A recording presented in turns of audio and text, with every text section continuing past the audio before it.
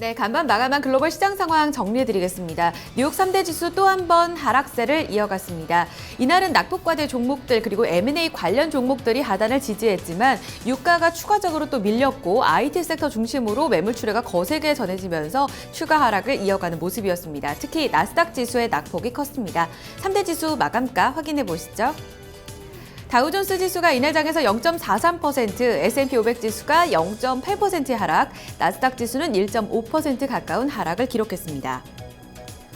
3대 지수 가운데 다우존스 지수 먼저 점검을 해보도록 하겠습니다. 일단은 상승 출발하면서 오전장 분위기는 나쁘지 않았습니다. 약보합권 출발 이후에 상승 전환하면서 고점을 조금 더 높였는데요.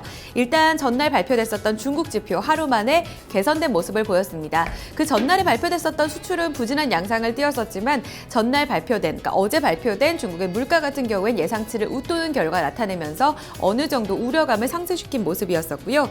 아울러서 이날 장 초반부터 뉴욕 증시의 강한 호재로 반영됐던 건 M&A 이슈였습니다. 듀폰과 다우케미칼의 합병 논의설이 전해지게 되면서 화학주의 거대한 M&A가 탄생할 것이다라는 기대감이 반영이 됐고요. 아울러서 장 초반에 또 한 번 원자재 가격, 이 유가가 상승 출발하면서 이 부분도 증시의 호재로 반영이 되는 모습이었습니다. 하지만 오후장 들어서 분위기 급반전됐습니다. 일단은 지표가 좋지가 못했습니다. 도매 재고가 0.2% 증가할 것으로 예상이 됐는데 0.1% 오히려 감소한 것으로 결과가 나왔고요. 아울러서 상승 출발했었던 국제 유가도 하락 반전하면서 낙폭을 기록한 채 4거래 연속 내렸습니다. 2009년 2월 이후로 유가는 다시 한번 최저치를 썼다는 점, 증시의 투자 심리에는 좋지 못한 영향을 미쳤습니다. 하지만 유가가 내렸음에도 불구하고 낙폭과대 섹터인 에너지 섹터들은 오히려 반등에 나섰습니다. M&A 관련 종목들도 어느 정도 하단은 지지해주는 모습이었는데요. 이날 유가 하락과 더불어서 악재가 됐던 건 바로 IT 종목들의 낙폭이었습니다. 애플 중심으로 매물출에 거세게 이어지는 모습이었습니다. 애플 같은 경우에는 어제 신제품 기대감에 따라서 장중에 상승 전환하는 모습이 나타나기도 했었는데 하루 만에 악재가 좀 나왔죠. 역시 루머였습니다. 스트리밍 TV 비디오 서비스가 잠정 보류될 수 있다는 루머가 돌게 되면서 우려 심리 커졌고요. 이에 따라서 다우지수 전반적으로 끌어내리는 역할을 했습니다. 다우지수는 17,500선을 밑돌면서 마감 짓고 있는 양상입니다. S&P 500 지수로 넘어가 보겠습니다. 이날 대형주 전반적으로 좋지 못하면서 역시나 다우지수와 비슷하게 장중 적점까지 끌어내리며 거래를 마감 지었습니다. 앞서 말씀드렸다시피 자본재 섹터, 에너지 섹터 중심으로, 그러니까 낙폭과대 종목들 중심으로는 반등이 나왔습니다. 하지만 IT 기술주들 큰 폭으로 조정을 받았었고요. 바이오 헬스케어 섹터와 금융주가 함께 밀리면서 지수는 하락 반전 이후 2047포인트 선까지 내려앉았습니다. 3대 지수 가운데 가장 좋지 못한 흐름 보였던 나스닥 지수 이어서 확인해 보겠습니다. 낙폭 가장 컸었고요. 일단은 지수의 흐름이 좋지가 못한 모습이었습니다. 장 초반에 소폭 강보합권 전환이 있기도 했습니다만 전반적으로 3대 지수 가운데 장중 내내 하락권에서 머문 시간이 가장 많았습니다. 바이오테크 인덱스가 1.6% 하락했고요. 대형 IT 종목들, 앞서 말씀드린 대로 애플 소식으로 인해서 애플을 중심으로 대형 IT 종목들 일제히 밀렸습니다. 나스닥 지수는 1.5% 밀리면서 5,022포인트 선으로 마감 짓고 있는 양상입니다. 뉴욕 증시 계속해서 분위기가 좋지 못합니다. 이날 장에서는 IT 종목들 그리고 국제유가의 하락, 지표 부진까지 악재가 좀 겹친 모습이었습니다. 이날 증시에 영향을 미쳤던 이슈들 외신 통해 알아보겠습니다. 우성문 기자 살펴주시죠. 네, 뉴욕 증시에 영향 미쳤던 소식들 외신 통해 함께 살펴보겠습니다. 전날에 이어 이날에도 국제유가가 다시 한번 하락하면서 투자 심리를 악화시켰는데요. 이 국제유가 같은 경우에는 장 초반에는 반등하면서 뉴욕 증시를 끌어올리기도 했었습니다. 하지만 결국 하락 반전하며 4거래일 연속 하락으로 마감하는 모습이었는데요. 마켓워치 통해 자세한 소식 함께 살펴보겠습니다. Oil extend losing streak to 4 sessions in a row.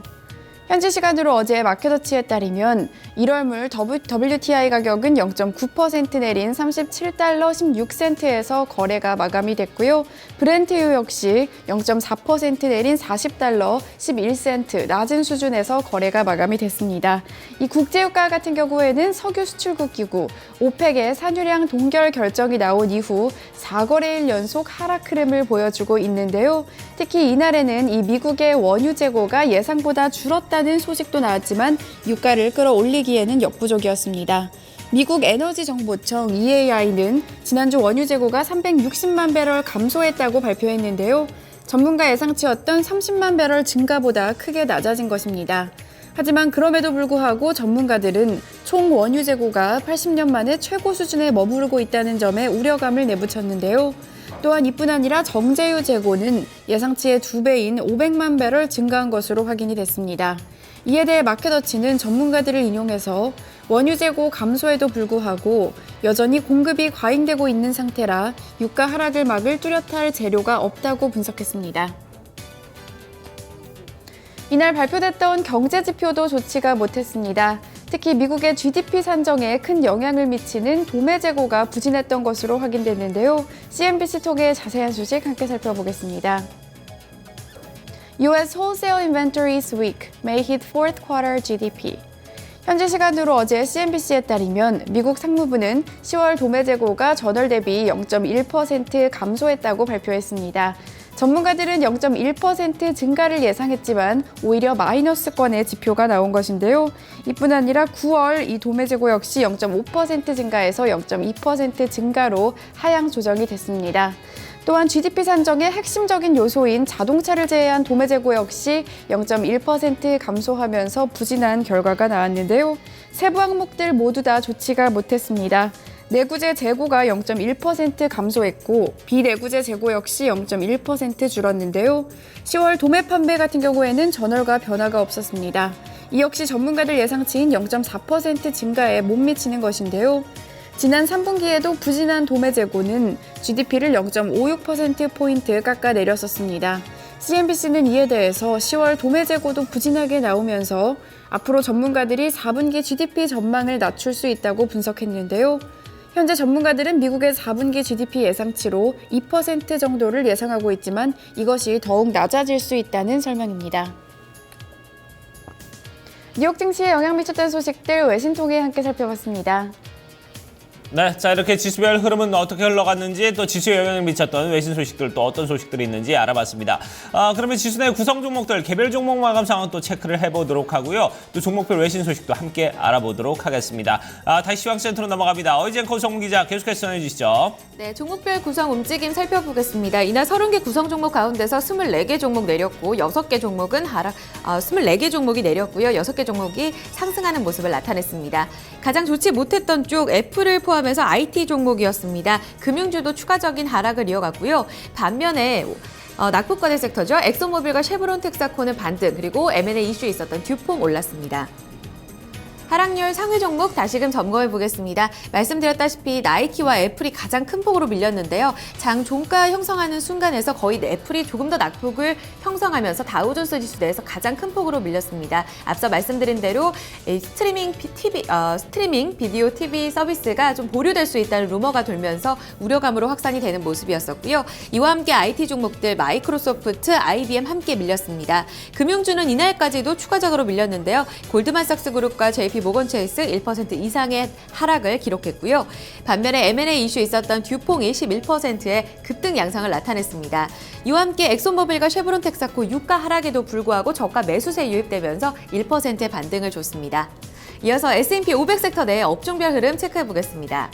이날 업종별 희비가 뚜렷했던 하루였습니다. 낙폭과대주 자본재 에너지 섹터가 급반등했고요. 특히 자본재 섹터는 이날 3% 가까운 상승 흐름을 나타냈습니다. 에너지 섹터도 1% 이상 강세를 띠면서 그동안의 저가 매수세가 강하게 유입되는 모습이었었고요.